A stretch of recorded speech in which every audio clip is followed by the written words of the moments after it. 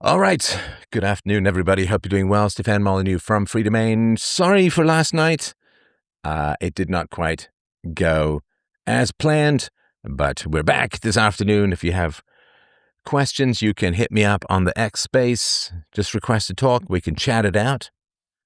And I certainly have a couple of topics. So one I started talking about last night, which I'll refresh here, is that when you grow up poor, there's a certain amount of skepticism you have towards the hoity-toity stuff. A certain amount of skepticism you have towards, oh, this is the best stuff. This is the greatest stuff. This is and wine was one of those things that just struck me as, mostly bullshit,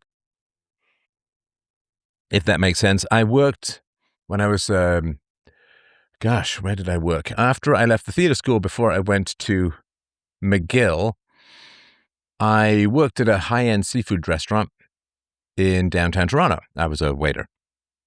And it was one of my first exposures to people who have serious spending. I remember serving a couple. The guy had just got some big promotion at work, and he dropped $1,000 on a bottle of champagne, some Dom Perignon kind of thing. And it was pretty wild. Like, I hadn't seen that kind of spending. I mean, I grew up mostly among poor people. I knew a few middle-class people. One guy I knew had a pool, but they weren't that kind of spenders. And I remember upselling profiteroles to people for dessert and all of that. And I tried a little bit. They left a little bit of the champagne. I tried a little bit before tossing the bottle, and it's like, yeah, it's nice. It's nice, but the amount of pretension and the amount of, well, I know the good stuff and this isn't the good stuff, all that kind of stuff. So I did look this up, and I wanted to share it with you as a whole, which is people, what are they paying for? Well, they pay for expensive stuff. Now, sometimes they're paying for quality, and my wife's father once said to her, we're poor, so we have to buy the best because we can't afford to replace it. So if you're poor and you buy a cheap vacuum cleaner, you're just going to have to replace it in a couple of years. But if you're poor and you buy a really good vacuum cleaner, then you can keep it forever, right? So there are several well-known scientific studies and experiments that show that people can't really distinguish cheap from expensive wines in blind testings. And sometimes they actually prefer the cheaper ones. This isn't just like lay people. This isn't just normal people who like wine and consider themselves good at wine. These are like trained experts. So there was a study in 2008 by economist Robin Goldstein and colleagues. And this was published in the journal. There's a magazine for absolutely everything on this planet as a whole. But this was published in the Journal of Wine Economics. So, if you want to figure out what happened, just go to your back issues. I'm sure you've got them stacked right by your couch. The Journal of Wine Economics. This is from 2008. So they analyzed over 6,000 blind tastings, wines served without price or label info. Key finding. So people, on average, they like wine. They consider themselves good at wine. They, in taste tests, they consider themselves able. So it's not just some guy who's, deconverted from Islam and is trying alcohol for the first time. So these are people who like wines, claim to really appreciate wines. And on average, they liked the more expensive wines less. Which is like every skepticism of bourgeois pomposity and vainglorious, but this one has a light, fruity Rubenesque flavor with a hint of wood chips. All this sort of nonsense. Like, they liked the more expensive wines less than the cheap wines. Other experts showed a link between price and rating, but very weak. Very weak. So if you don't know the price, most people do not derive more pleasure from pricier wines. So what are they paying for? What are they paying for? So there was a psychologist named Richard Wiseman did an experiment in 2011. He had 578 participants taste a range of wines blind. The prices were from £3.50 cheap to over 30 pounds expensive. That would be the equivalent of probably about $150 now. So how often did people identify which wine was cheap or which wine was expensive? 50% of the time. 50% of the time. Now, you would say maybe they got it right 50% of the time. You would be wrong. What it means is that it's a coin flip. They have no idea. No idea whatsoever. It's like you flip a coin. Is it heads or tails? You'll get it right 50% of the time. Unless, it was a kind of strange universe thing. My brother and I, when we were younger, he would do coin flips and he would say heads or tails to make a decision about what we do. And I always chose head because for me, head is thinking and tails is your ass. And I prefer thinking. Sometimes I prefer ass to thinking, but most times I would prefer thinking to ass. And tails seem to me like a monkey tail, like a bad thing. Head is the seat of reason. So I always chose head and I always lost. I cannot remember a single time. Now, I did obviously check to see if my brother had a double tail, like a duo ass coin. But no. So it was just the universe saying, with some people, you just can't win. You will just never win. It was a pretty wild thing, though. So people identified the cheap wines versus the expensive wines 50% of the time. It was 53% for whites, 47% for reds. Now, I like it when whites beat reds for communist reasons, but there was no preference for expensive wines overall. Isn't that funny? So Plasman et al. 2008 Caltech Stanford used fMRI brain scans. Participants tasted the same wine, but were told different prices. So they were told this wine bottle is only $5, this one's $45, this one's $10, this one's $90. They rated the expensive version as tasting better and showed more activity in the brain's reward pleasure centers, the medial orbitofrontal cortex. So the price changed their experience and their enjoyment. Their brain fired up and told them the wine was way more pleasurable when they were spending more. So people aren't buying the experience of tasting better wine. They're buying the experience of believing they're tasting better wine. In other words, they're paying for the dopamine not based on the wine, but based on the price. Isn't that wild? What they're buying is the experience of thinking something is better without it actually being better. There was another one in 2001. Two students tasted a white wine and a red wine. Later, they got the same white wine, one left white, one dyed red with an odorless and tasteless dye. They described the dyed red version using red wine terms, the red fruits and so on, and they ignored the actual flavors. Vision overrides taste or smell. If you believe that the wine is red, you will believe it has red, fruity flavors, even though it doesn't. So, real-world replications. This is YouTube sommelier challenges. Sommelier is somebody who literally trains for years to be good at wine. Cheap wines frequently score well or beat expensive ones blind. Isn't that wild? So people pay for dopamine not from the thing that is better. People pay for dopamine because of the price. The price goes up, the dopamine goes up. And this has a lot of real-world implications. Yes, let me get to your real-world questions and all of that. I'd love to hear that. Can I pop out this chat? Let's see here. Let's get to your questions and comments, and I'm happy to take questions on X. Damn, the fall of this dork is really sad. I love it. Love it. So, yeah, my life is pretty great, honestly. I just released, and you should really go and check this out. Maybe James can throw it in the chat.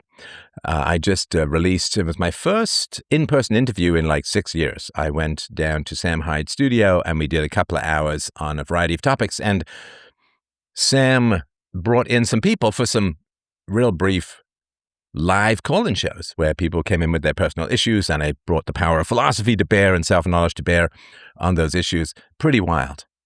It was pretty wild and really great to have that kind of eye contact, being in the same room, because that's not the kind. I mean, call-in shows are audio only for the most part, and people almost never do video based on my requests.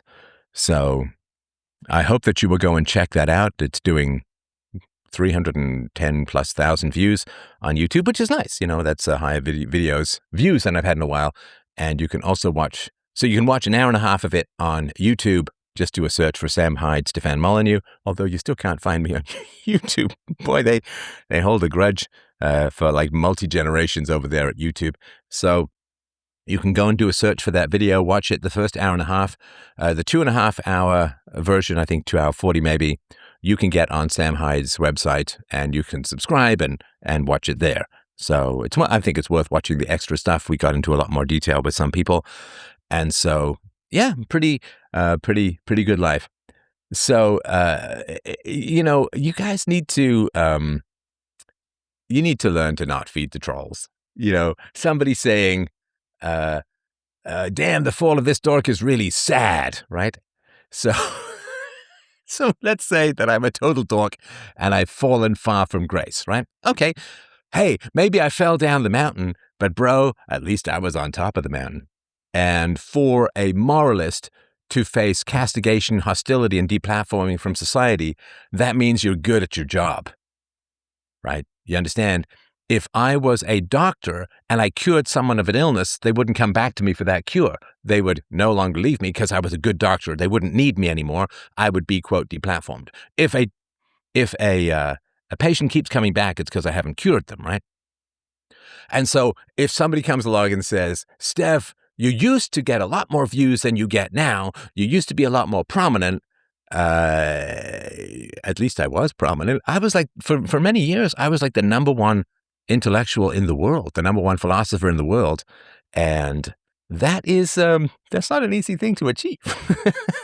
And I was not a cowardly philosopher. I have a tendency towards foolhardiness.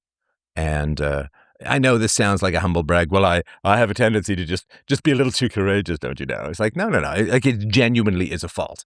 You know, like, I'm going to go pet the lion, right? It genuinely is a fault. It's foolhardiness. And so, yeah, I flew close to the sun. I did a lot of good in the world. And then I got the blowback that moralists get when you do a lot of good in the world, right? The only way to be a moralist and not be deplatformed is to not do any particular good in the world. Because when you actually do good in the world, practical, tangible, measurable good, you provoke evildoers and then they strike back at you. They can't win the argument, right? People didn't win the argument with me. They just deplatformed me. It's kind of like if you've trained for 5 years for some title fight and then you can't wait to get in the ring and fight, and then they just call in an airstrike or poison you or something like that, or pull a Tonya Harding and, you know, whack you in the side of your arm with a big metal pipe, and then you can't fight. It's not a fair fight, right? So when people say, and it's interesting, right? So when people say, what was it? Damn, the fall of this dork is really sad.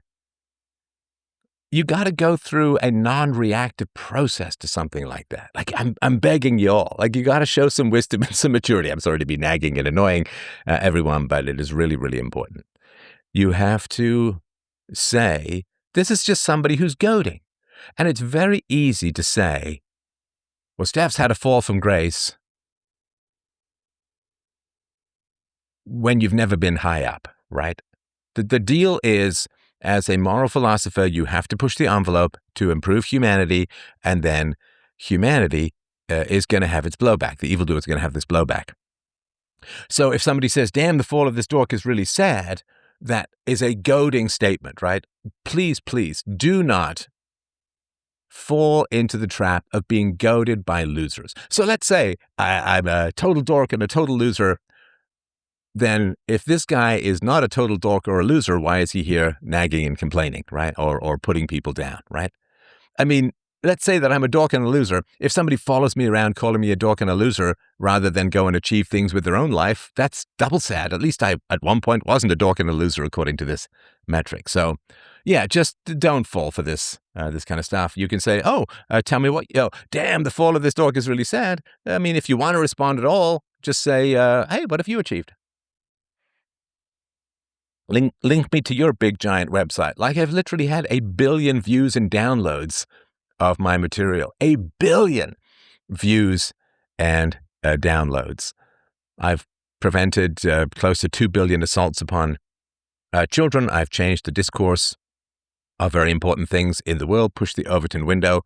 And yeah, there are fewer viewers now than in my heyday.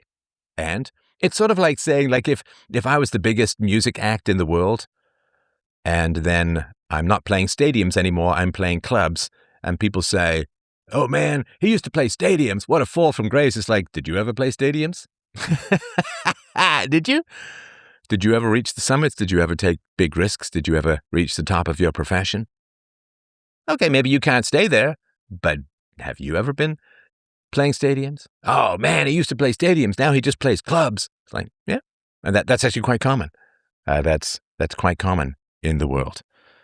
I mean, except for like boomer nostalgic acts and so on, right? Like the Rolling Stones and so on. But if people are like, man, he used to play stadiums. He used to be the number one music act in the world, and now he's playing clubs. And it's like, well, did you ever play stadiums? Have you ever even played a club? I love it. So yes, these are the chats that I read. And yeah, just, say, hey, I mean, if you know how to do what I do better than I do, look, which is fine. Look, I've no objection to that. I mean, I'm putting a movie together about my theory of ethics, and in it I talk about somebody getting perfect on an exam, and then he holds it up in the exam, and it's a picture of me or it's a video of me, and the exam he gets perfect marks on is how to destroy your social media career.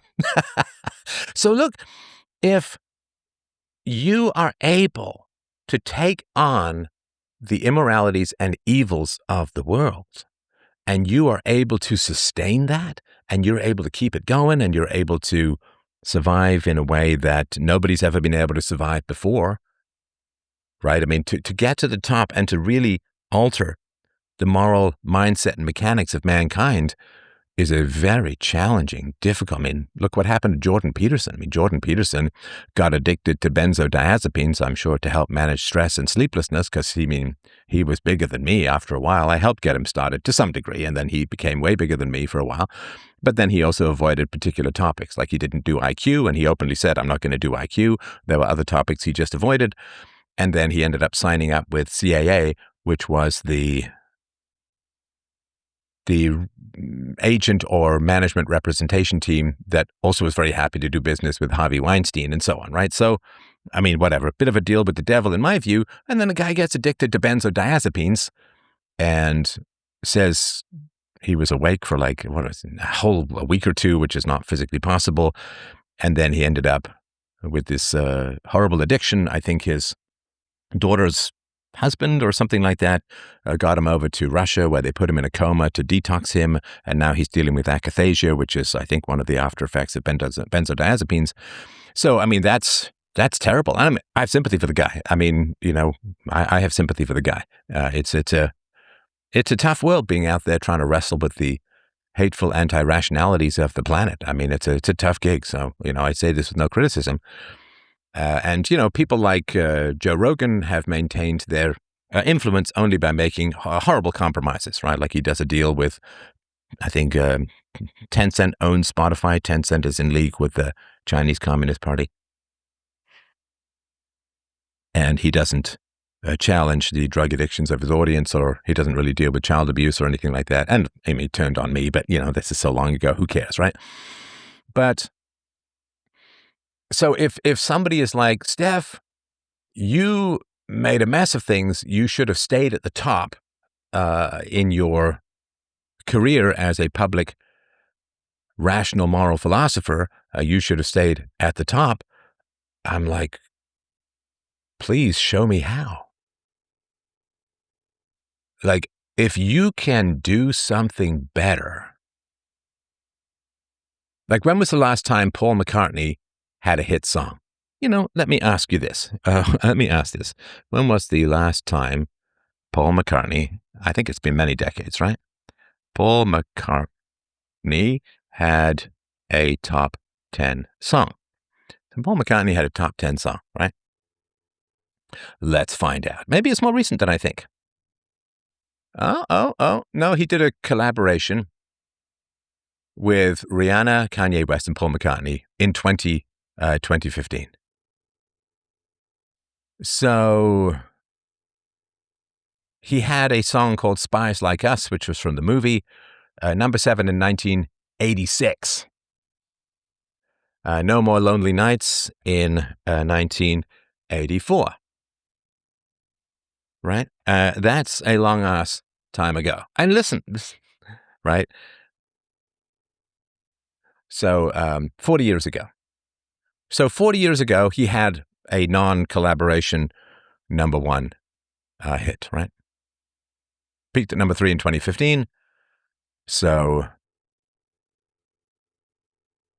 if you say, oh, Paul McCartney hasn't had a hit in 40 years, right? It's true. And there have been some disappointing albums from people that I used to like. Paul McCartney's last album, I listened to it. His voice is totally shot. And maybe he can belt it arena style, but in the studio, it just sounds horrible. And Yes is a band I used to really like. My teenage years were a battle between Pink Floyd and Yes for the future of my soul. It was Mother, Do You Think They'll Drop the Bomb versus It Can Happen by Yes. Lovely, positive song. And I mean, I don't even know the last time that I guess it would be more Roger Waters and David Gilmour. When was the last time they had a top 10? Decades ago. And I listened to the last album by Yes, or at least a couple of years ago. Just terrible. Just terrible. I mean, I liked 2 albums by John Anderson, Animation and Elias of Sun Hillow. And, Song of Seven. Elias of Sun Hillow wasn't that great. Yeah, Song of Seven was great. Animation was great. And I listened to City of Angels, and there's only one good song on it. The rest of it was just absolutely terrible. And I'm open to new artists, open to artists doing different stuff and all of that. I was a big fan of Alan Parsons, and they released the album Gandhi, and I never listened to anything again, because if they'd let something that bad get through, I'm not. So you can say, oh my God, it's he used to do all of this great stuff, and now he doesn't do this great stuff. It's like, hey man, if Paul McCartney hasn't had a hit that he's solo on in 42 years or over 40 years, and then say, well, he's not doing any good music now, okay, fine. Then what you need to do is be as big as Paul McCartney, but keep it sustained. And of course, people aren't doing that. So yeah, just don't be goaded by losers. They'll just drag you down into their mindset and beat you with experience. All right, we have une colère. If you have a question, comment, please feel free to unmute. Going once, going twice. All right. It looks like he's not coming in. Wait, can you hear me? Oh, are you back? Yes, sorry, I was a little behind for some reason. No problem at all. No problem at all. Happy to hear. Anyway, how are you? I'm well. How are you doing? I'm doing fairly well, I suppose. So the reason I called in was I kind of wanted to follow up on a conversation we had. I don't remember if it was last time or the time before that. This is the third time I called in. I don't know if you remember me. Go ahead. Okay. So last time we talked a bit about Elon Musk. I consider myself to be, I guess, what you could loosely call a Musk scholar. And we talked a bit about his father, who um, he ended up having a kid with his stepdaughter. So I ended up looking more into this, and what I found turned out to be quite dark, actually.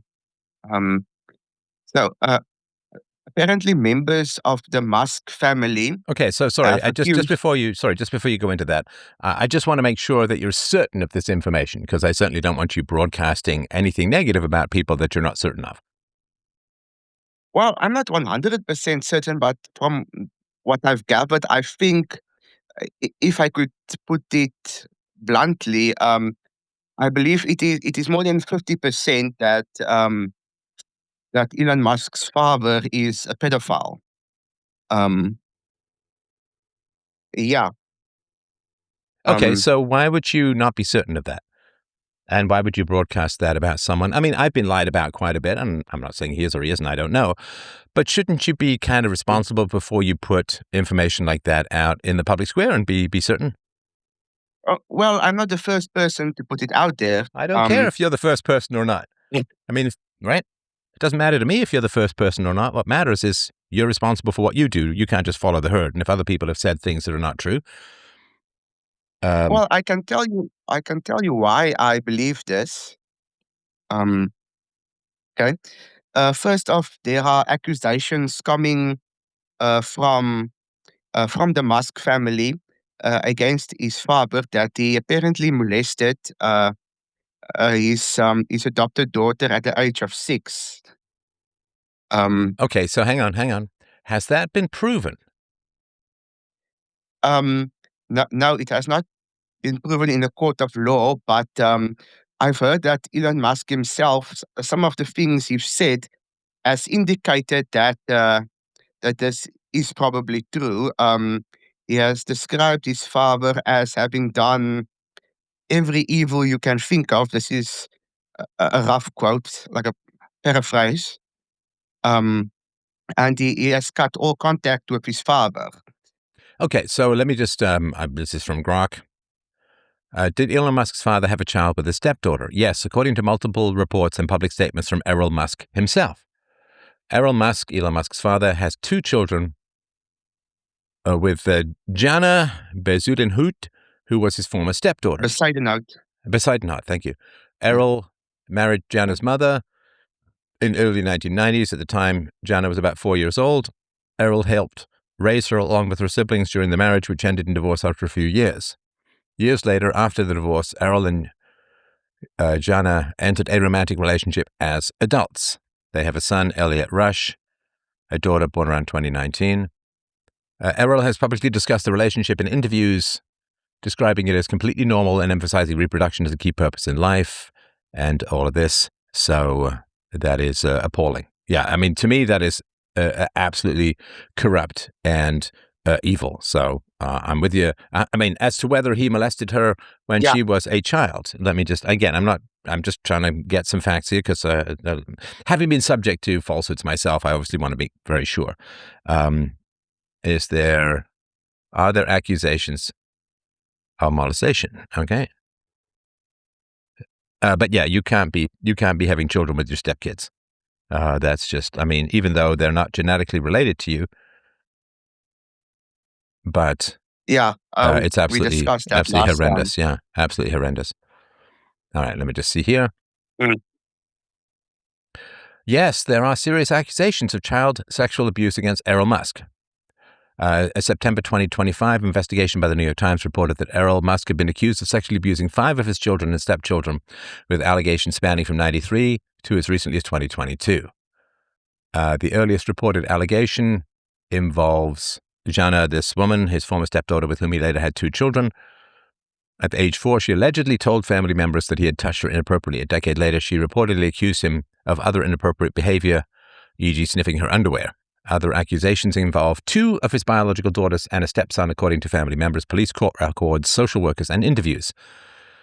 Police investigations were opened in some cases, but no charges resulted in convictions. Outcomes varied, some closed without charges. Errol Musk has denied all the allegations, calling them false, nonsense, and claiming they stem from family attempts to extort Elon Musk or other motives. So, yeah, it hasn't been proven in a court of law. He denies it, but the accusations are there. So my apologies for going for the fact check, but I felt it was important. So please go ahead. No, of course. Yeah.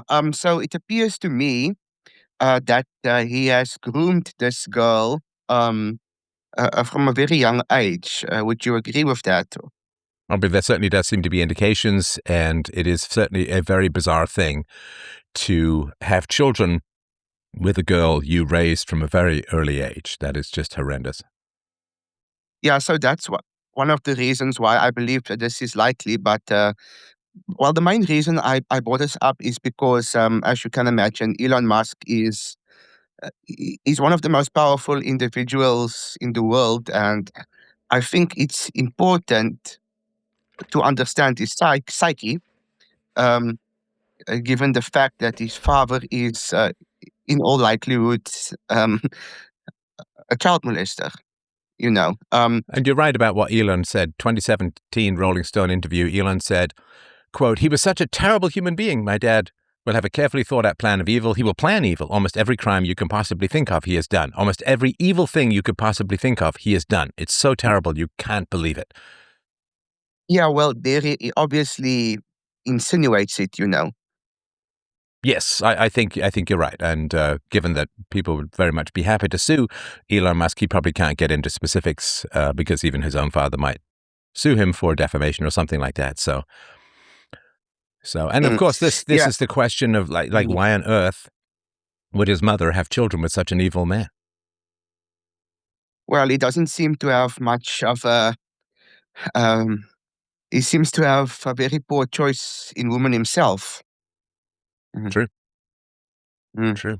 Yeah, except maybe the one that I think also works for him, but they don't appear to have been romantically involved. The other thing is, um, I don't remember it. Do you remember the pedo guy fiasco where he accused some guy who were helping children escape a cave of being a pedophile? Do you remember that? Yes, and that went to a Mm. lawsuit for defamation, which I believe Elon Musk won, or at least was not found to be liable. Is that right?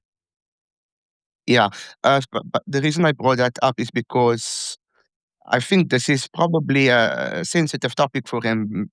This is likely how that thing started in the first place. Yeah, yeah. Um, And it's always yeah, tough to me. And of course, not that he ever would, but if he ever did a call-in show with me, then I would say, so his mother, May, married Errol Musk in that's right. 1970. They had 3 children, and they divorced in 1979. And after the divorce, the children initially split time. Elon briefly lived with Errol, which he later regretted. And so it is wild to me because this is the mother who decided to marry this guy. Now, I think Errol Musk really pursued her and all of that. And I think he said the marriage is happening and just she got swept up in this sort of momentum and so on. Yeah, But it is pretty wild that she was that susceptible to a who Elon Musk describes as a truly darkly evil man. And I don't know. I mean, obviously, I have no idea what their private conversations are, but of course, I would recommend saying, like, you're not going to be able to have successful relationships with women, I would say to Elon Musk, until you figure out what happened with your mother. Because sexual desire would be dark and destructive, certainly for my Musk. I assume that Errol, I don't know, when he was younger, was he a good looking guy? I assume he was, tall, dark, handsome, charismatic. And so I assume it was a marriage based largely on lust and just going along with a stronger person's he will. was rich. I'm sorry? He was rich. He was rich. Yes. Yeah, for sure. But there are rich guys who aren't evil, right? No, I mean the reason she might have been attracted to him. Well, sure. But there's evil guys. Sorry, there's guys who have money who aren't evil, right? No, of course, Let me but just look for a picture of Errol Musk as a young man. Let's see what we've got here.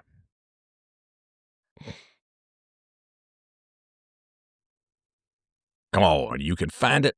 It's so funny how you get, uh, yeah, good looking guy. Yeah, good looking guy. I don't know how tall he is. I know. I think Elon Musk is over 6 feet tall. I wouldn't really consider him to be attractive, but I'm not a woman and I'm not gay either, so maybe I'm not the best person to judge.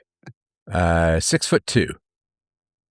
Ah, So that's nice. he was tall, decent looking, wealthy, guy, right? So I Yeah. assume that and I see pictures of him. He's a good looking guy. I mean, he's got that kind of Dutch look, which is maybe not your taste or whatever, but obviously it's to the taste of Dutch women. I don't know if he's Dutch or not, but I assume it's some sort of Boer connection or something like that. Well, no, So, I am of Dutch connection, but I believe his father is most is like half Dutch, half Canadian, if I got it right. all right. So she was very pretty. She became a model, I think, in the 70s. So May Musk is very Yeah. pretty. Errol Musk, tall, good looking. I think he kept his hair, didn't he? No, it could be implants. I know Oh, well, Elon yeah, has but either implants. way, right? I mean, I know Elon Musk has like implants for sure. I mean, there's no question of that, right? So, yeah, he kept his hair and he kept his, he kept his hair at 80, which is very unusual. And so when he was younger, guys who have children later on in life almost always have kept their hair or, at least look that way. So for my Musk and Errol Musk back in the day, I assume that their decision to marry and have children and so on and stay together for almost 10 years was based on lust. It was based on physical attraction and so on. It was not based upon qualities of character for him, and it certainly couldn't have been based on qualities of character for her, because Hmm. if she marries and gives 3 children to a truly evil guy, as he's described, then she lacks qualities of character. Or she lacks qualities of submission, right? So let's see, how What do you mean old? by that? Yeah, that's a fine question. Let me just see, how old was May Musk when she got married? I think she was quite young. Got married. So I think she was pretty young. I'm thinking early 20s. Let's just see what comes. Early mid 20s, but I think she was quite young. Yeah, she was 21 or 22 years old when she got married, and she had known Errol Musk for years by this point. There's also a bit of a question of just how consensual this relationship was. I think you said earlier he did very aggressively pursue her, maybe even coerce in a way. Well, so here's the story. They attended the same high school in Pretoria, South Africa. I've actually been there. Errol Mm. was interested in May for several years, actively pursued her. She was a standout. She was a finalist in the 1969 Miss South Africa beauty competition and already modeling.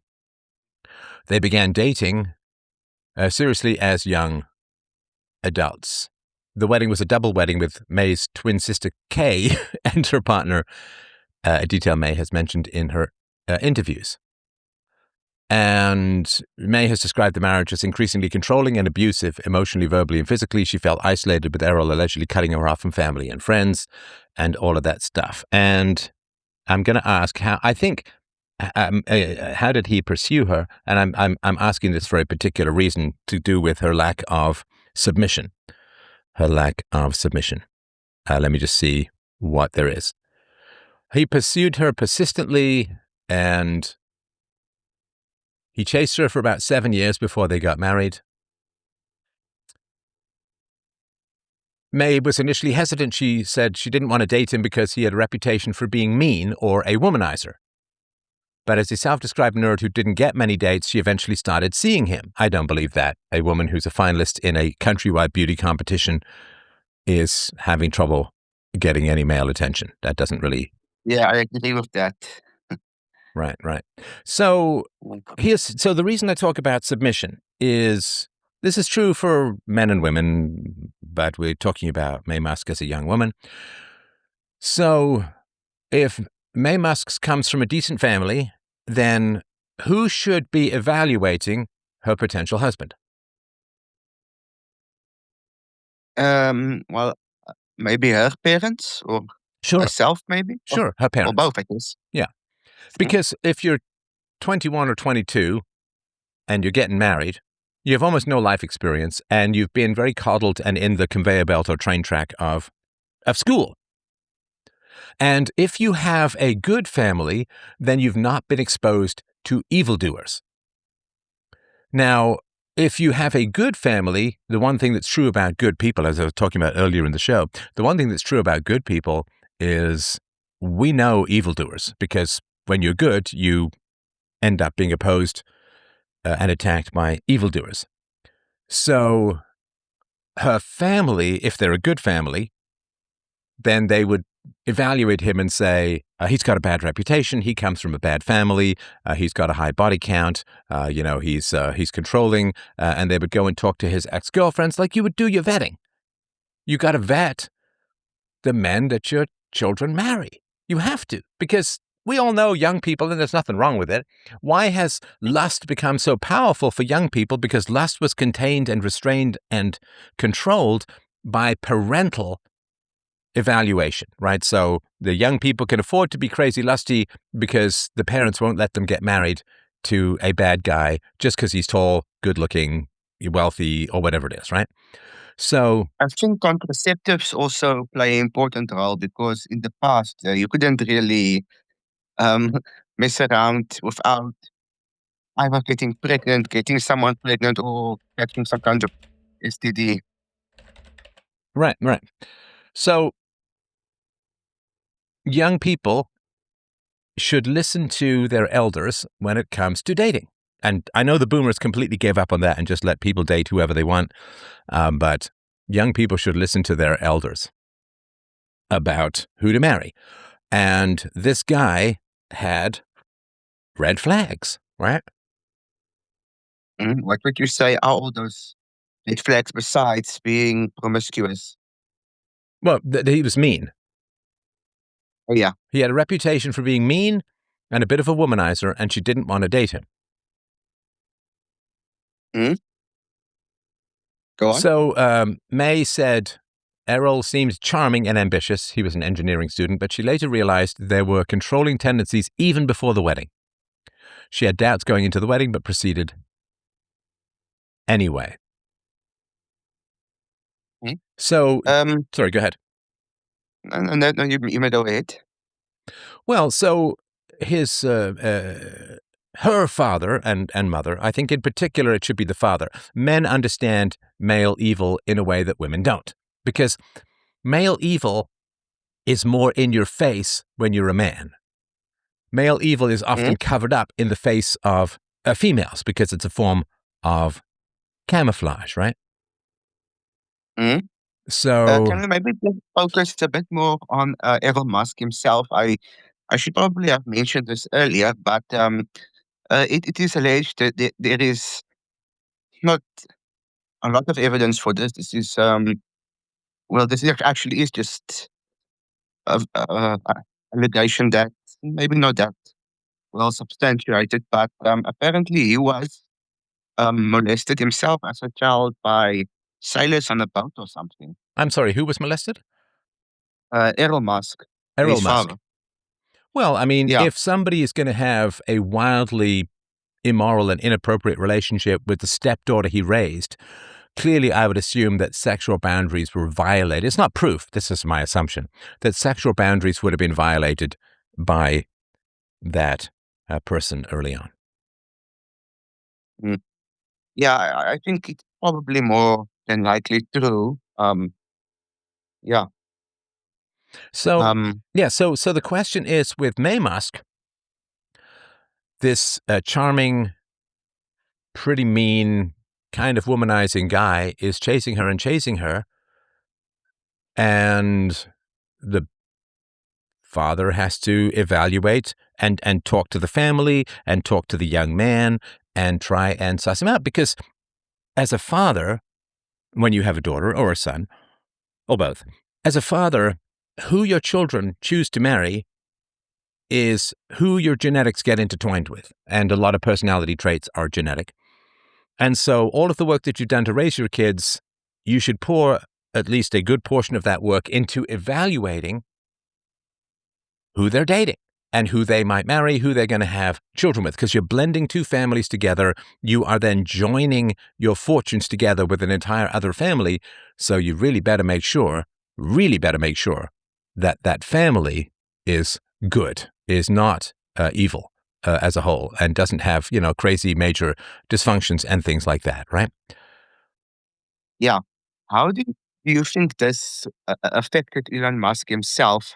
Because, of course, if I don't like to say this, but if your parents are pedophile, then it's likely that the children will also, um, well, be one. I don't know if he sexually abused Elon himself.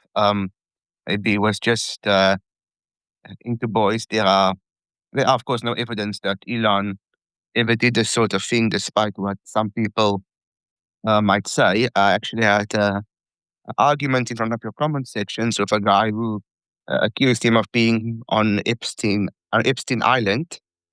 Um, I don't and think he was, though. I don't think he No, was. he wasn't. He got invited 2 times, but he declined one time, and the other time, like the schedule, um, it, Epstein said the schedule won't work. So he Mm, cancelled it himself. Epstein, that is. right. So I would say, and I think about this with regards to Elon Musk and Amber Heard. Now, I don't Yeah. think it's too much of a stretch to say that Amber Heard is quite mental, based upon what sort of came out of the Johnny Depp stuff and Excuse all me. that. Even if we take the extreme stuff like dropping a number two on the bed and so on. I mean, Yeah. she is very high strung, aggressive, unempathetic. I would argue abusive, and I think that's fairly clear as you sort of see these kinds of things. So, if Elon Musk doesn't know why his mother chose an evil guy to have 3 children with and stay with him to know him for close to a decade and a half and to be married with him for 9 years and to date him before that. If Elon Musk doesn't know why his mother chose an evildoer, he will be unable to choose a virtuous woman. Well, seems yes to be the case so far. I mean, what was the last one? Ashley Sinclair. I mean, of Yeah, all the I believe people, so. right? I mean, good Lord. Good Lord. So if his mother chose his father for height, looks, charm, and status, and Elon Musk chooses women for looks, charm, status, or whatever, right? Then Elon Musk is continuing his mother's mistake. And I would assume because his mother hasn't dug in deep and said, well, either, because she knew that he was a bad guy before she even married him. So why did she marry him? I mean, if her father, and I don't know the answer to this, maybe it's in the book, but if May Musk's father said, don't marry the guy, but then you have to follow through. Like if a father doesn't, like, is really opposed to the guy his child is marrying, then he should in no way, shape, or form support the wedding. Now, I don't know. Again, I'd have to sort of read the whole biography thing and find out if she went to the wedding or if he went to the wedding or whatever. I guess she did, right? She was there. But was she advised against it and didn't listen? Has she owned and accepted the fact that she got married to and gave 3 children to an evildoer? Has she figured out why? Has she apologized? Has she, I don't know, done whatever therapy she would need? Did she reject her father? Why did she reject her father? And so on. Or did her father not warn her against this bad guy? In which case, the father can't see bad guys. His daughter can't see bad guys. And I don't think Elon Musk can see bad women. And so he can't really pair bond. He follows lust, I assume. He follows looks and so on. I haven't seen pictures of all of his girlfriends or the mothers of his children, but I mean, the ones I've seen, they're all very good looking. And again, there's nothing wrong with looks and all of that, but I don't think that the deep dive has been done between Elon and his mother as to why this, seems like a pretty monstrously evil guy ended up as his father. Yeah, I think he wasn't romantically involved with her, but they had children together. I can't remember her name, but I believe she works at Neuralink. Yeah. Yeah. Sorry, I forgot her name. You can look her up if you want. But Sorry, she what's the point of seemed that? What do you mean? No, I'm just saying he did have children with one woman who didn't seem to be so bad. Mm, mm. Well, of course, there are some women who are good looking and very virtuous. I like to think my wife is one of them. So the fact that he's drawn to looks and doesn't particularly as much care about virtue, which is his parents, right? Um, Well, the women he married were or are quite successful. Yeah, like Amber Heard at the time was a very popular actress, or I don't know if she or organic it was, but she was kind of everywhere. right. Sorry, I have to go now. Okay. Appreciate the call. If you can just Yeah. make sure you hang up, I've lost the interface. So yeah, so Okay. it is an interesting question. You know, we can always learn from other people's mistakes. Hopefully people can learn from my mistakes as well. It doesn't, I did ask AI, did her parents approve of the marriage? It says there's limited public detail on whether Musk's parents fully approved of her marriage to Errol Musk. Available accounts suggest it was not strongly opposed and proceeded despite some reservations. May's parents were Canadian adventurers, chiropractors, pilots, and explorers, moved the family to South Africa in 1950. And they were known for independent thinking and non-traditional lifestyles. They flew the family around the world in a small plane. So adventurous, you know, it's funny, Errol Flynn, right? And in her memoir and interviews, May does not describe strong parental opposition. The marriage happened relatively young and quickly, and her parents appear to have accepted it at the time. And then May's parents were no longer a major influence by the time problems arose in the marriage. Joshua Haldeman died in 1974 in a plane crash before the divorce.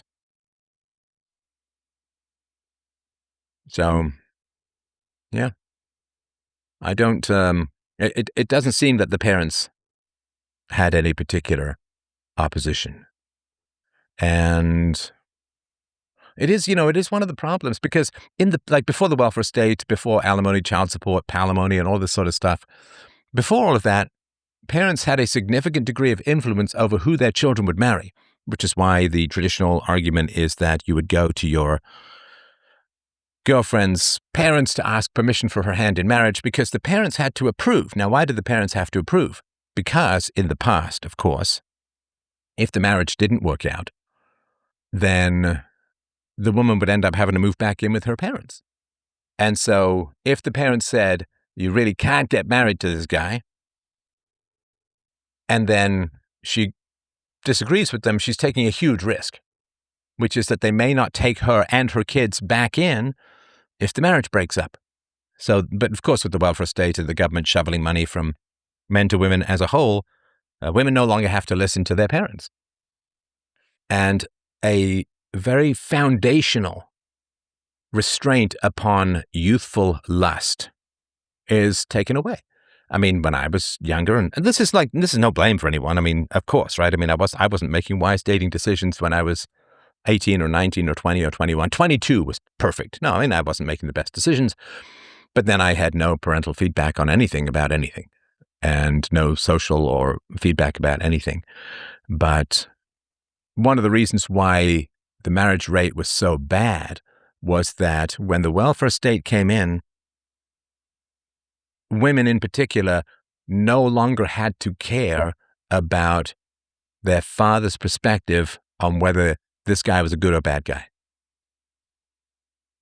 I mean, if you look at something like 50 Shades of Grey, right, the most popular book apparently ever written outside of the Bible. I mean, this one was Bible dictated by God, 50 Shades of Grey dictated by Satan, of course. I mean, if your daughter wanted to date a guy who could only get a boner by beating the crap out of her, of course you would say, like, I don't care how much money he has, like, you can't sell your soul that way, and you certainly can't raise children in that kind of environment, right? That's just the basic reality. That's just the basic reality. So yeah, it is brutal. Women don't have to listen to men anymore because they can just go and screw up, and then they get child support, alimony, they get welfare state, they have free health care, free dental care, free education for their kids, and all that, quote, free, right? So yeah, it is. It's horrendous. we don't have to listen to any of the wisdom of our elders. Now, of course, I'm not saying that the boomers have much wisdom at all, but So, the divorce. When she got divorced, she faced significant legal and practical challenges during and after her divorce in 1979. It was a decade-long ordeal to get divorced. The divorce occurred in 79. May was 31. Elon was 8. Kimball 7. Tosca 5. South Africa's Divorce Act, which made divorce easier, including on grounds like abuse, was passed that same year. Before this, divorce was very difficult, especially with children, which is why May said she stayed in the marriage longer than she wanted. Errol fought for custody of the children and repeatedly sued May after the divorce. May said he accused her of being unfit, claiming she was malnourishing the children over minor issues like a blister or bruise on an active child. These lawsuits dragged on for years. May describes Errol throwing out the children's belongings when they visited him, forcing her to replace clothes and school items constantly. He allegedly used legal action to drain her resources and keep her in fear. As a single mother with limited income, working as a dietitian and model, she lived frugally, peanut butter sandwiches, bean soup, while dealing with constant legal stress. She said the post-divorce period was exhausting and frightening. Errol allegedly tried to control or isolate her even after separation, continuing patterns from the marriage. So she says she wanted to leave earlier, felt trapped by the law and circumstances. Once the new divorce law passed, she acted quickly. She moved with the children initially to Durban, later to Canada to rebuild. Now, Errol has disputed some of May's accounts, but she stood by her version in public. These legal battles are a major reason she became such a strong advocate for independence and resilience. So, yeah, it's a big issue. It's a big issue. All right, let us get back to your questions from the chat. Oh, where have they all gone? Where have they gone? Where? Oh, yeah, people who refer to me as Steffi. I mean, it's just gross. It's just gross. Nobody refers to me that way. Joe Rogan is still a libtard deep down. Yeah, he's just a weather vane. He's just a weather vane. Like I've said this before, but he invited me on 2 shows. We were very positive, funny, and friendly. He said he really liked what I was doing, wanted to help my career. And then I criticized Anna Kasparian about something, and she basically whipped him into some retarded white knight frenzy. And then he invited me down for a 3rd show without telling me it was going to be an ambush. And then he asked me about, oh my God, the family breakup stuff. And I answered it all pretty well. He had queued up quotes of crazy things and so on, right? So, he became this moral hero to white knight for Anna Kasparian. Very sad. And it's funny because he was complaining about family breakups, but he literally married a single mom. I mean, imagine being that rich and famous and marrying a single mom waitress, a cocktail waitress. So, I mean, he was willing to have children with a woman who broke up her family, but apparently family breakups are really bad. And of course, he had Steve Tyler from Aerosmith on his show. Steve Tyler adopted a minor in order to take her across straight lines. For his particularly unholy purposes. He didn't bring any of that up, right? Obviously, with with Steve Tyler, he's just a weather vane, like most people, right? So, all right, let's see here. Yeah, if you feed the trolls, they'll just keep coming back. Like, try not to get goaded. I understand.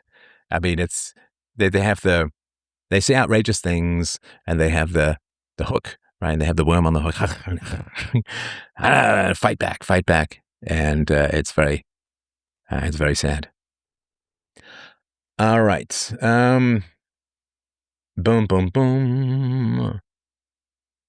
Steph lost prominence with his hair. Not quite sure what that means. I think it's unfortunate that a person would take time out of their day to bash someone on their show. How about they just live their own best life instead? Well, I mean, they don't have a best life. They don't have a best life. They don't have people who love them. They don't have children who love them. They don't have a wife who loves them. They don't have, I mean, they come and they feel powerless in their lives. Like everybody knows how this goes, right? The trolls, they feel powerless in their lives because nobody likes them. And so the only way that they can get power is to come and troll and have people respond to them. And that feeds their sense of having some power or authority or control in your life. So, It's projection. Right. Somebody says, I think that's right. I was quite an online bully or troll in World of Warcraft for years. Everything I said to others was really about myself. Yeah. Somebody says, that's wise of you to realize this. I noticed it about myself also when I accused others of being hypocritical when I was often myself. Yeah. Do, do, do, do, do, do. Oh, so now they're talking about World of Warcraft, which is fine. Yeah, I often assume any attacks are just slander used to discredit people, especially if they're counterculture. Yeah, that's kind of true. But that doesn't mean that there aren't terrible people out there, and maybe Errol Musk is one of them. Certainly seems to be that way. All right. Let me just see here. I just want to make sure I get to questions, comments. Now they're talking about fishing. It's nice. It's nice that people are chatting about this. Steph, are you familiar with Jiddu Krishnamurti, 1895 to 1986? A philosopher, spiritual speaker from India. He did gather a big following, but dissolved it. No. No, it would be sort of like if I was a rock and roll guy writing his own songs rather than doing covers. It'd be like, well, are you aware of this song from this guy in India? And it's like, no. I mean, I enjoy reading other philosophers. I haven't done it much lately, ever since I finished my History of Philosophers series, which goes all the way from the pre-Socratics up to right before Immanuel Kant. It's a 22-part series. You can get that at freedomain.locals.com. You can just subscribe there, and you get the 12 hours on the French Revolution, and you get this 22-part series on the history of philosophers. Really, really great stuff. But no, I don't. I mean, if I'm writing my own songs, why do I want to learn other people's songs, right? If I'm writing my own books, why do I want to read obscure books from other places? I would rather create than absorb as a whole, so I don't generally read other philosophers. And if he's from India, I mean, I know a little bit about the history of Indian philosophy, and I assume it's just mostly nonsense mysticism. Because if it wasn't nonsense mysticism, see, here's the thing too. If somebody's in a kind of third world country and a philosopher and they live to a ripe old age, they probably have nothing of value to say. Because he's 1895 to 1986. I mean, that's a long ass time, man. Was that 89? 91? 91. Yeah, so if you get to 91 in India, you're probably not saying anything particularly challenging.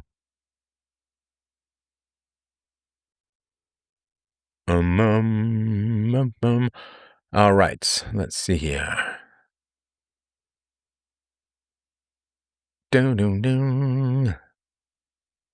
A question about forgiveness. How do you forgive yourself for acting without virtue in the past, however small? I know Christians teach forgiveness, but I'm curious about the philosopher's take. Yeah, so forgiveness is a virtue or a state of mind to be earned. So I was a bit of a hound dog in my youth, and what can I say about that? Well, I wasn't taught any dating, romantic, or sexual morality. I was just coasting on hormones, and there was an attitude of permissiveness and hypersexuality that came out of the 70s when I was growing up, to put it mildly. It was just appalling what was going on in the 70s about this kind of stuff. So I can't know before I know. Does everybody, before they hear E equals MC squared, does everybody say, I was such an idiot for not knowing that beforehand? It's like, well, you can't know before you know. And I did work to study morals and virtues and honor and integrity, and I was sort of dragging myself in that direction.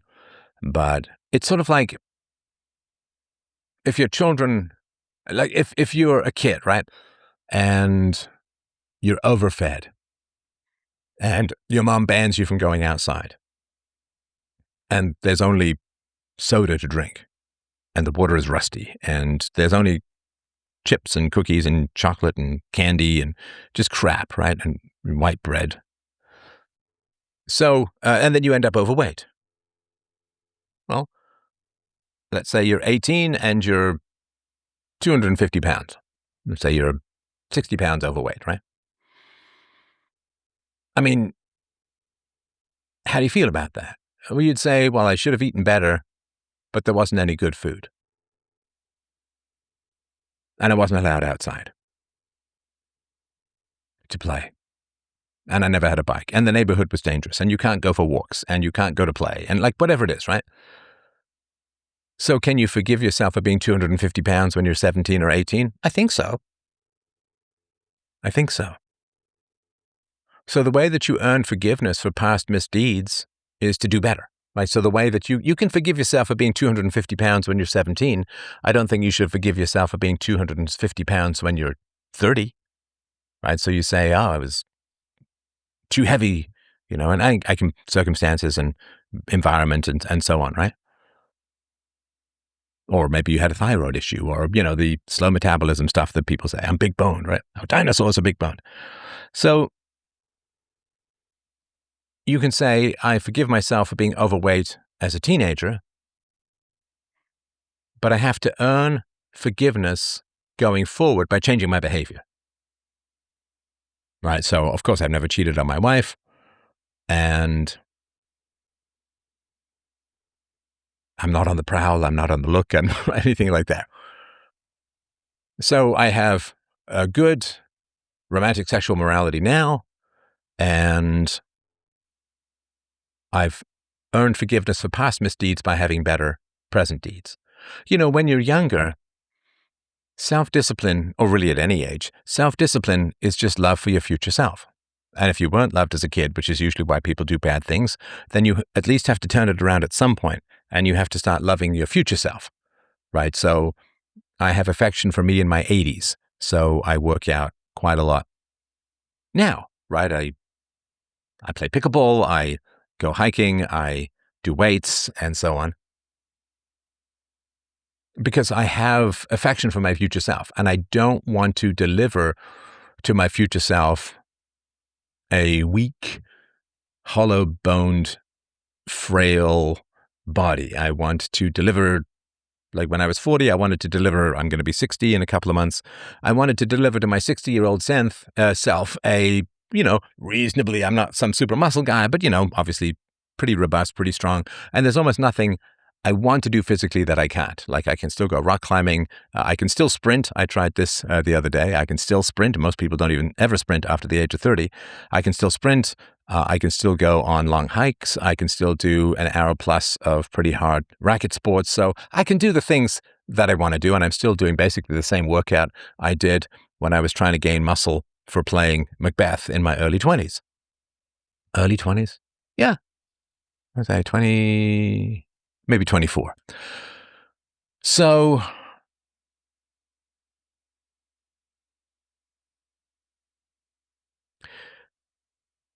having affection for your future self means having forgiveness for your past self. Making better decisions for the future is a great way to earn forgiveness for past misdeeds. So if you've done things wrong, in other words, if you've been a human being, right, and you've done things that are wrong, recognizing that they're wrong without excuses, because eventually, especially when you're an adult, it does come down to your choice. And saying, okay, I'm not going to do that wrong anymore, and I'm going to maybe promote some better things in the world, even if it's just socially, like in your social circle and so on. And the other way that you forgive yourself for past misdeeds is you stop associating with people who continue those misdeeds. So let's say you had a friend when you were both young, and you both got drunk, went out, got into stupid fights, and slept with trashy women, right? This was your life, right? And then you repent on that, right? And you say, well, that was bad, and you stop drinking, and you stop getting into stupid fights, and you stop sleeping with trashy women, and so on. And let's say your friend continues. Well, you can't forgive yourself for your past misdeeds as long as you continue to enable your friend for his very current misdeeds. So, of course, you make the case for better behavior to your friend. But if he keeps going, well, you'll have a tough time forgiving yourself for your past misdeeds, oddly enough, if you continue forgiving your friend for his current misdeeds. because it means you haven't recognized them as foundational misdeeds that need to be stopped. So I hope that makes sense.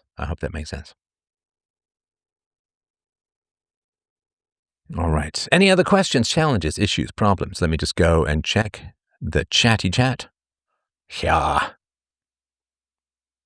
Oh, I need to close that down.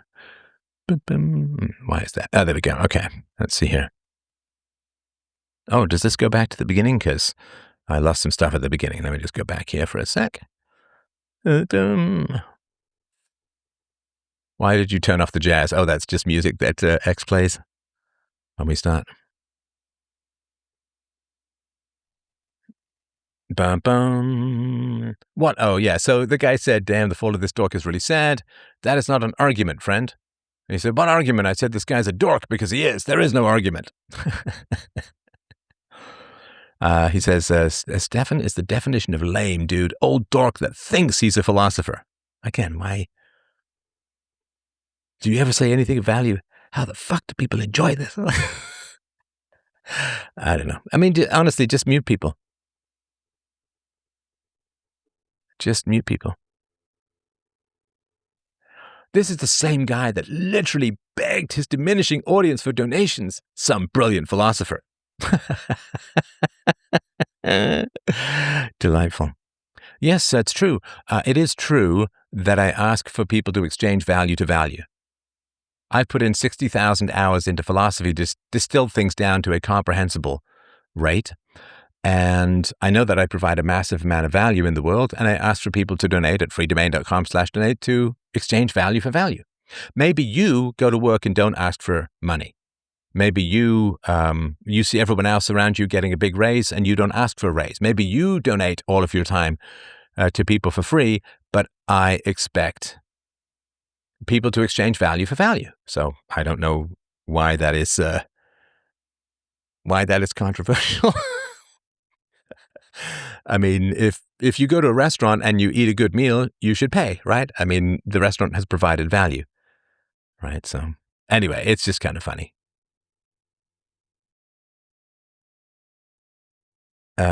What credibility do you even mean? I have to have credits to know an old douche is a douche. Oh, that's very funny.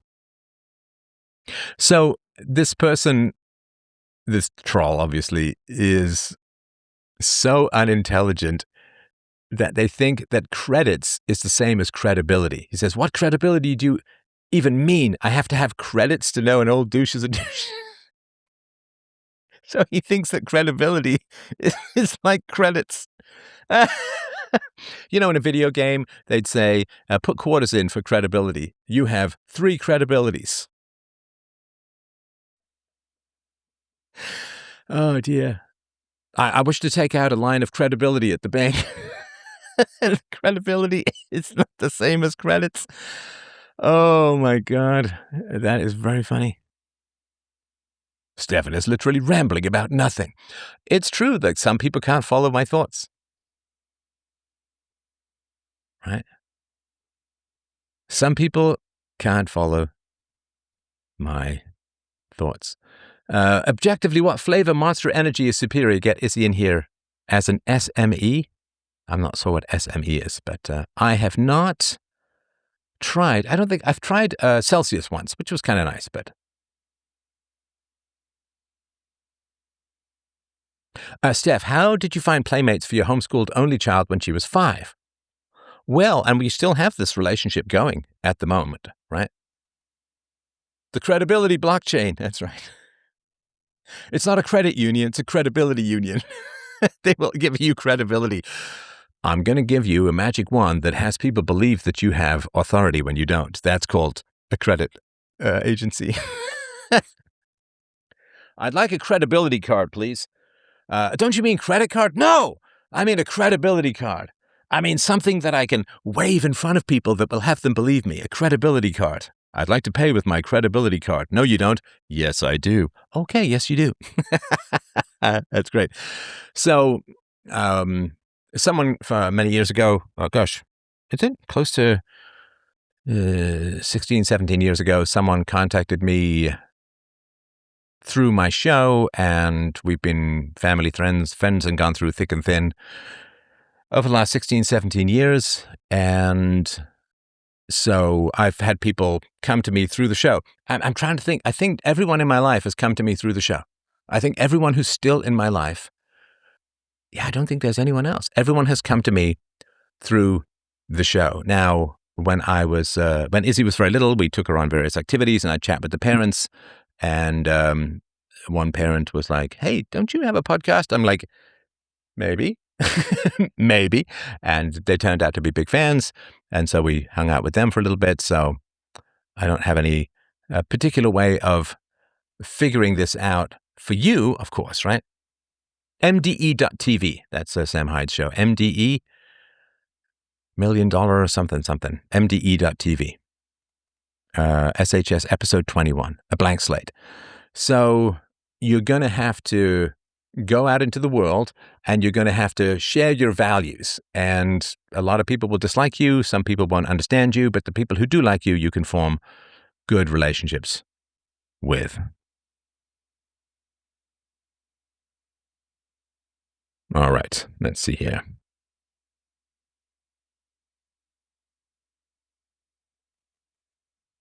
James says, and you think that Socrates slightly later caused philosophy to be much more centrally about morals? Was moral truth over-exaggerated by Socrates?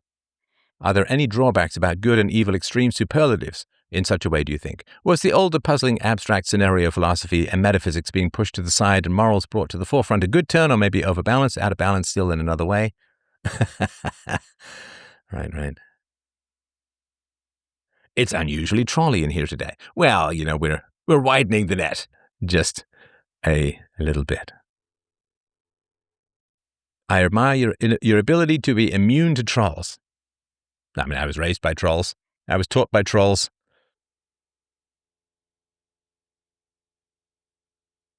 And yeah, look, I mean, so it's totally fine. See, here's the funny thing. And this is a funny thing that's an empathy thing. I don't mean like necessarily good or bad. It's just an empathy thing. So let me sort of explain to you how this works.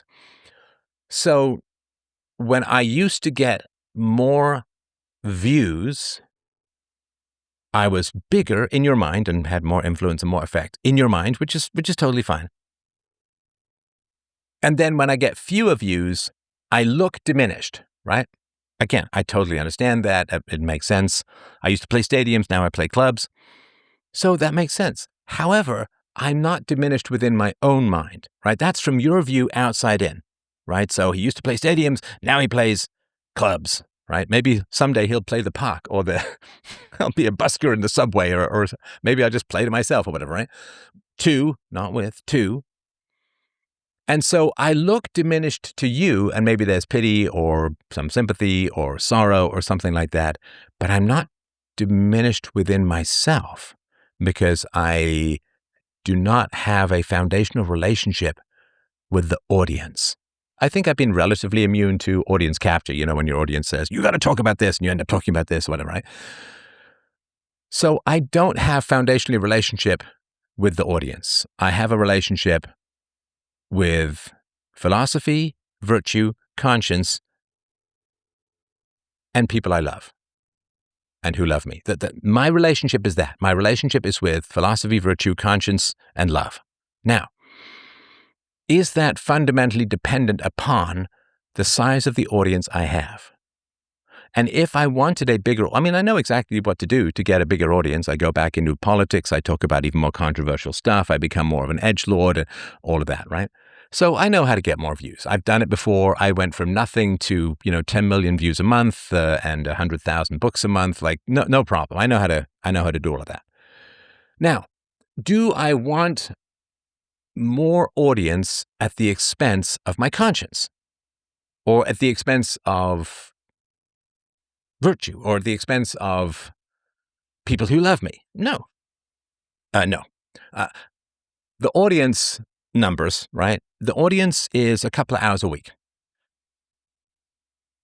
I spend a whole lot of time not live streaming, not doing shows. I spend time planning shows. I spend time I'm working on a movie right now. I am working on a new book.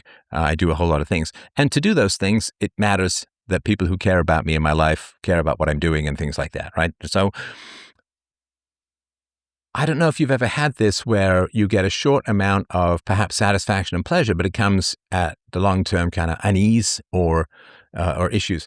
So if I were to go against my conscience in order to get a bigger audience, I'm not saying that's necessarily the case, but if I were, right, then I would maybe get a little bit more happiness because there'd be 100 times the listeners and the 100 times the views or whatever it is, right? And there'd be more money coming in, I assume, because of that. Well, you spend most of your life not looking at the numbers on a screen, and you spend most of your life not spending money. And I'm not much of a spender anyway. I don't really like to. I mean, I'll invest, but I don't like to spend money on consumables, other than I have a weakness for some kinds of coffees. So if people say you are diminished, you have fallen from grace, you are lesser than, I totally understand. From your, like, if you love a band or a singer or a songwriter, and then they're away for a couple of years, you think, oh my God, they've been doing nothing because they've been doing nothing with you. But from the inside out, I've had a wonderful time over these last 6 years. I was happy to be, the big swinging DYCK. I was happy to be the big shot. I thought it was fun. I thought it was interesting. I thought it was engaging. And I have a responsibility, I think, because I've been gifted, literally gifted, is not earned it. I've been gifted this crazy brain and this communications ability and the capacity to solve problems that have bedazzled and bedeviled philosophers for thousands and thousands of years. I solved the problem of free will, of the simulation, of secular ethics. Like, I got a whole bunch of things that I've resolved. Whether people agree with me or not doesn't really matter. I just know that they are resolved because I've gone through the logic. So I also have a responsibility to do maximum philosophy. And philosophy was getting very dangerous out there. Like, people were getting arrested, people were getting thrown in prison, they were getting attacked in prison, people were getting shot. And of course, all of that stuff was, it was in my inbox, right? Death threats, bomb threats, and so on. And so I felt full responsibility for my family and so on, stepped back from the heavy politics stuff and focus on, I wrote Peaceful Parenting. I've written 4 books since deplatforming and done lots of other sort of great and fun and good work. And so there's a lot of extra philosophy out there because I sort of stepped back from the limelight, which I think is good because I have a 500-year plan for philosophy. I'm not kidding about that. It's like a 500-year plan. I got notes all over the place. Or a 500-year plan for philosophy. So I have to do maximum philosophy because I've been given this gift, which means I don't get to squander it for the sake of chasing numbers off a cliff. Right? Again, the Charlie Kirk stuff and other people. Even Trump, right? Number of assassination attempts and so on. So, like, I understand when people say, oh, there's a big fall from grace and this and that. It makes sense from your perspective, but you have to try and look. If you want to, I think it's a useful thing to try and look at things from other people's perspective. And because when I'm not on your screen, in a sense, I cease to exist. And if you look at the numbers and you say, well, there are fewer numbers or lower numbers than there were before, therefore there's a diminishment, it's like, but that's not how it is from the inside out.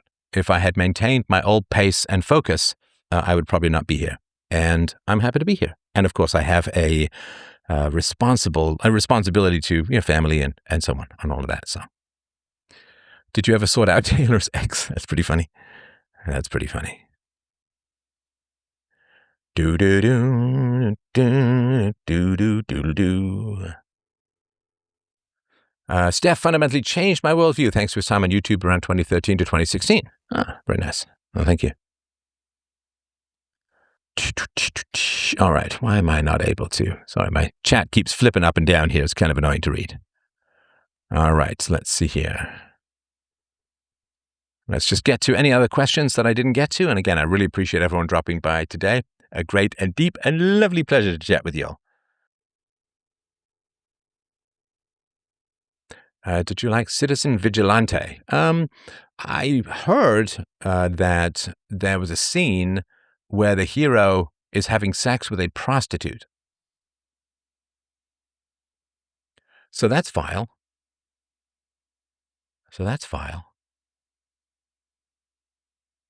That's very sad.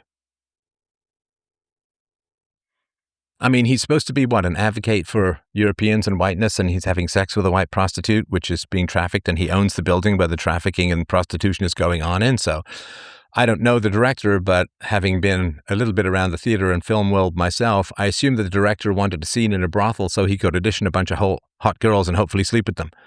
So I think that's, Citizen Vigilante. I've seen a couple of clips, but Citizen Vigilante, I assume that he's supposed to be a hero, but then he sleeps with a prostitute that's in a building that he owns and runs. That's because he's got this whole thing about I saw another clip where he's on a bus. I think this was posted by some economist. The Citizen Vigilante guy, the Arnie Hammer guy, is on a bus and he says, "Well, don't you understand that if you don't pay your bus fare, it drives the prices up. There are social ramifications and social costs for you not paying your bus fare." And then he goes and pays for prostitutes and has prostitutes in the building that he owns. It's like, I don't know, man. What do you think is worse for society, not paying your bus fare or mass trafficked prostitutes? I mean, it's completely, again, I don't know, maybe it makes sense. I can't imagine how it makes sense in the movie as a whole, because again, I've just seen a couple of clips, but he's supporting human trafficking of white women and prostitution and this, that, and the other, and then he complains that some people aren't paying their bus fare. Ugh, gross. It's hideous. It's just hideous. Dun, dun. What are your thoughts on religious-themed OCD? Some people have horrifying, intrusive thoughts of blasphemy. How can philosophy be used to overcome this? Well, being punished for wrong think usually comes out of parental abuse for, quote, impoliteness, and so on. All right. Sorry, let me just catch up here. Here's a bit I actually did. You quite literally beg your audience for money. Now that's interesting. Oh, hey, John. That's interesting. You're back trolling again. John called in and I took him apart intellectually, so he's trolling. So that's interesting, right? So I ask my audience for money. Sure. Of course I do. Of course I do. I mean, I was a waiter. I asked people for tips. Tips welcome, blah, blah, blah, right? So I don't know what's wrong with asking people for things. I mean, please help me understand this. If anybody wants to explain this to me, what is wrong with asking people for things? I don't know. I don't know what begging is. Begging is a way of framing asking something, right? Right. So if I go up to a woman, as I did many times in the past, I go up to a woman and say, hey, let's chat. And, if I like her and she likes me, let's go on a date or whatever it is. So I'm asking for something. I go and say, hey, are you hiring? Like when I was a teenager and I wanted a job. Are you hiring? Right. Or I go and ask for things. I ask for things in life. Right. I asked for my wife's hand in marriage. I ask for donations. I ask for things. I go to a restaurant and they say, what do you want? I say, no, I can't ask. I can't even tell you. You got to read my mind. Otherwise, I'm begging you. So when you ask people for things, is that begging? I don't know what that means exactly, but I do think it's kind of sad for people to say that if I ask for something, that's begging, because it means they then can ask for things, right? So yeah, I provide a lot of value in the world. And I ask for reciprocal value. Yes, freedomain.com/donate. I would really appreciate your support for what it is that I do, for sure. And Socrates, by the by, also asked people to buy him lunch. So asking people for reciprocal value is fine. I don't like if you're playing music in the subway and you've got a sign that says, tips welcome or whatever, you got your little guitar case and people throw some money in. Are you begging? No, you're just providing value and hoping that people reciprocate. So I don't know what it means I genuinely don't know what it means when people say, well, what did John say here? You quite literally beg your audience for money.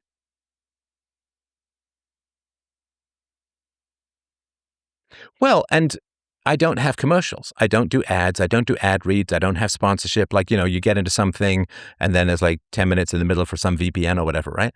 So I don't do ads. And if you listen to a bunch of my shows, the fact that I haven't done ads has saved you dozens, hundreds, or maybe even thousands of hours, right? So if I save you 100 hours and I ask for a donation, I think that's fair. So yeah, I don't know why people have difficulty with asking for reciprocal value, right? I mean, if I go and help a friend move and then I want him to come and help me move and I say, hey, can you come and help me move? Is that begging him, or is this like, well, I helped you move. I'd kind of appreciate it if you could do the back, right? So yeah, it's strange. It's strange. Why is that? Why is it wrong to ask people to exchange value with you? What is consciousness? Consciousness is the self-aware part of the mind that can examine its own processes. Thoughts on Thomas Aquinas and the 5 proofs? I have a whole History of Philosophy series entry on Thomas Aquinas, so that's available at premium.freedomain.com. So if you want to look at my debate with John Balfour, the podcast number is 6101. 6101.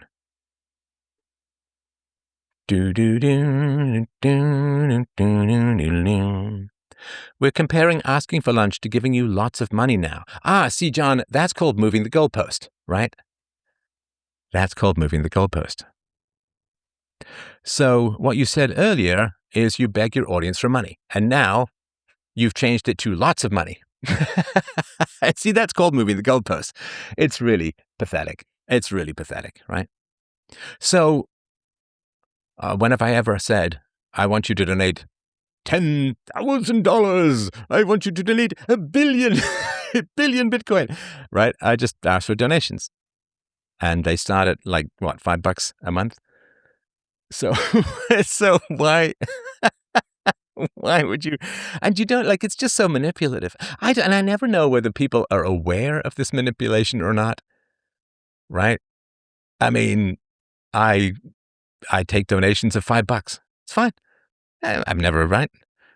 I mean, so you can't even get lunch for $5 now. So if I say it's like asking someone for lunch, like Socrates did, he now has to change it from me asking people for money or begging people for money to now asking for lots of money. Oh my gosh, that's so sad. I mean, that's and of course, people can book calls. I do it completely for free. Massive expert philosophical feedback. I just did one this morning. A guy changed his life. And you can book me anytime. Call.freedomain.com. Totally free. I mean, you have to let me publish it, but yeah, it's totally free. So that's funny, right? Bum, bum, bum. All right. So let's see here. So John has a problem with me asking for value when I'm providing value, but I don't think he's ever spoken out about taxation or the absolutely unpayable national debt and unfunded liabilities, right? Just shame guys that gave him $1. No, I never shamed someone. So yeah, just for those of you who don't know, it's kind of an interesting old story. So many years ago, somebody sent me a $2 donation, and I posted that somebody had just sent me a $2 donation. I posted just the donation, no email or anything like that. And I said, I don't mean to sound ungrateful, but that's all I said. I don't mean to sound ungrateful, but, right? And this drove people mad. And so I didn't shout to say, oh, you're a terrible person for only sending me $2. I don't mean to sound ungrateful, but if somebody's sending me $2, then I don't want them to send me $2. Because if all they can afford is $2, I want to say, like, don't send me the money. And I refund people who send me that, because if you only have $2, then you need to use it to get on a bus and get a job, like all of that, right? So yeah, I've not shamed people. Yeah. It's not like Steph has tenure. Yeah. So this John is a professor, right? He's a professor, so he has tenure, and he gets money because of the government, because the government controls his cartel, right? So yeah. All right. Tip.freedomain.com. Yeah, tip.freedomain.com. All right. Let me just check here. Doo-doo. People can ask for money and you not give them anything without shaming them. That's what we do with most people who ask. We ignore most. Yeah, of course. And like 95% of my audience doesn't donate, and I don't shame them. But if somebody donates $2, first of all, I've got to track it. I've got to report it. It's extra labor. And if somebody doesn't have, and it was the same thing when I was a waiter. Like if I had a $100 bill and somebody gave me $102, I would give them their $2 back because I didn't want to take, if they couldn't afford to tip more than $2, they should keep that $2 because it's a bad thing.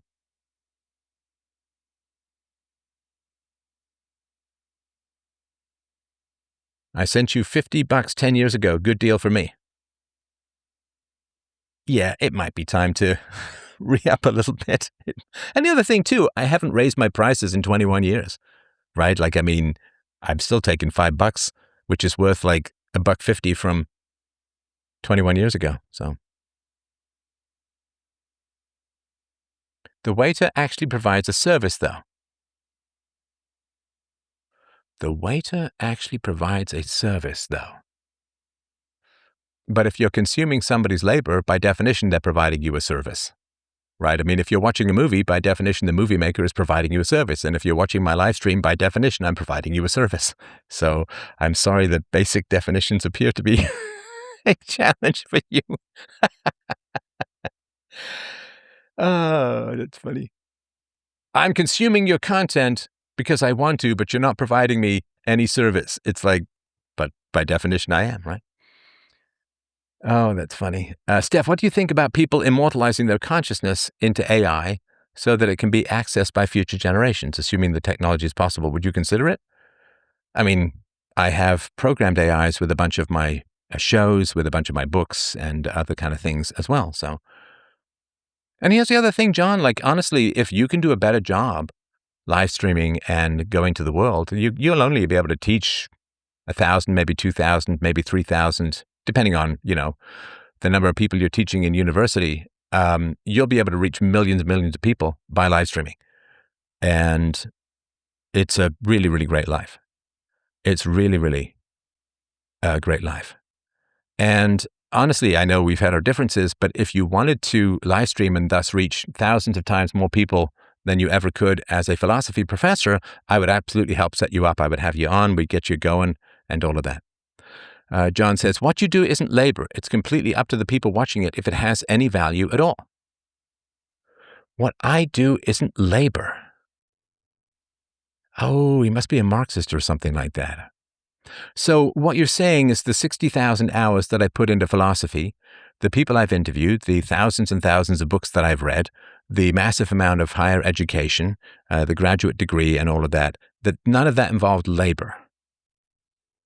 Interesting. So talking and providing wisdom and insights that people find valuable is not labor. I'm not sure what that means. Because what I do is talk to people about philosophy, and what you do is talk to people about philosophy. So if I shouldn't get paid, why should you get paid? Because what you do is talk to people about philosophy, I assume badly, and what I do is talk to people about philosophy, which is well. So if it's not labor, then why should you get paid if I don't get paid? Whatever, right? So that's funny. It's completely up to the people watching if it has any value at all. Well, see, now that's moving the goalposts, right? Because he said the waiter provides a service, right? And so I said, I am providing a service if you're listening to my content. And then he says, he's moved from service to labor, to value, right? He says, you're not providing a service. And now he switched it to labor and to value. And no, it's not feeding a troll. Maybe it is, but what I'm doing is I'm just trying to tell you how to rationally analyze arguments that are aimed at you, right? I mean, maybe I am. Tell me, hit me with a why. Am I feeding a troll? Hit me with a why. If I am, I will apologize and move on. I'll let the audience decide why or N if I am. I find these arguments interesting to analyze, but I don't want to be feeding trolls because I'm not bothered by the troll. I just find it interesting.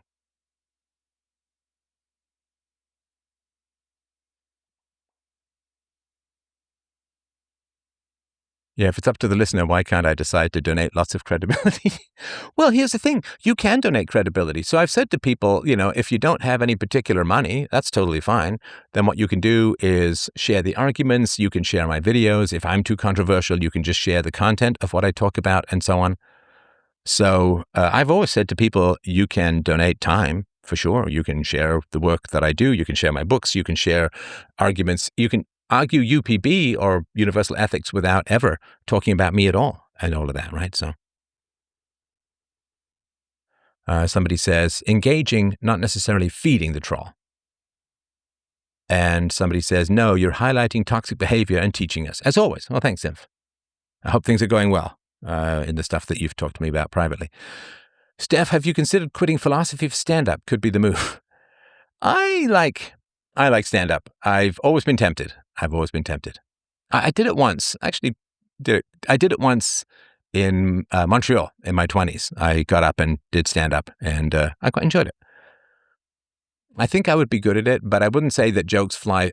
I'm good at ad-libbing stuff sometimes, but jokes, the sort of written jokes, don't sort of fly into my mind particularly. All right. I don't know. I do like the rebuttals, though. It could be feeding. How many times have you and us tried to get him to understand? Well, no, but I'm not trying to get John to understand anything. I'm not trying to get John to understand anything. He's not going to. All right. Well, listen, guys, I really appreciate your time. You'd be excellent at crowd work. I think so. Yeah, I think so. I think it would be a lot of fun. And I did see Who's Your I'm Not Your Guru, I think it is, by Giant Lantern Jaw, Anthony someone or other. And I mean, he's completely wrecked his voice doing this kind of work. But Awaken the Giant Within, what's his name? God, I can't remember his name. Anyway, so, talking to people in a big crowd and doing some of that sort of live self-knowledge work and all of that. I guess I did a little bit of that on the Sam Hyde Show and so on. But the problem is, I always have to deal with the problem of violence and cancellation and deplatforming and bomb threats and blah, blah, blah, blah, blah. So it's Tony Robbins. Thank you very much, Tony Robbins. See, he stole himself from my very brain, Tony Robbins. Yeah, I think that stuff. Well, I'm still a relatively young philosopher.